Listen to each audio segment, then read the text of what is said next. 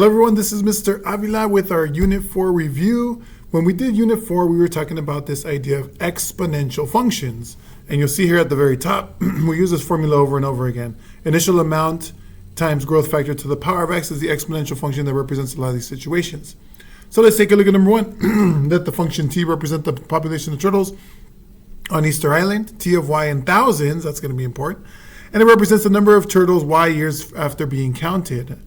A model of t is t of d is equal to 50 times 1.25 to the power of y, where y represents years.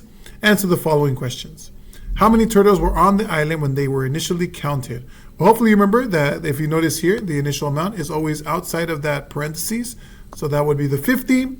So in this case, the 50 tells us the initial amount. But since it's in thousands, we're going to multiply this times 1,000. So that would be 50,000 turtles initially. For part B, it says according to the model, which is the function there, that t of d is equal, should be t of y is equal to 50 times 1.25 to the power of y.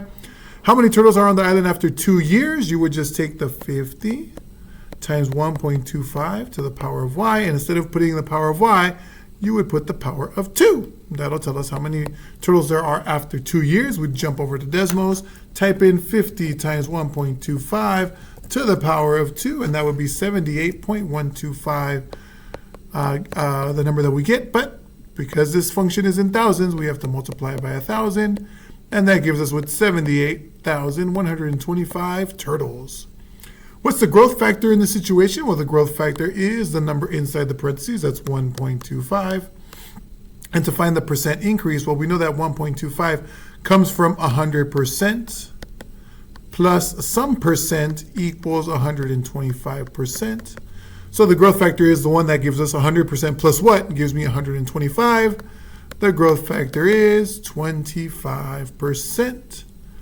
Okay, we'll continue this problem in the next video. Let me know if you have any questions. Bye.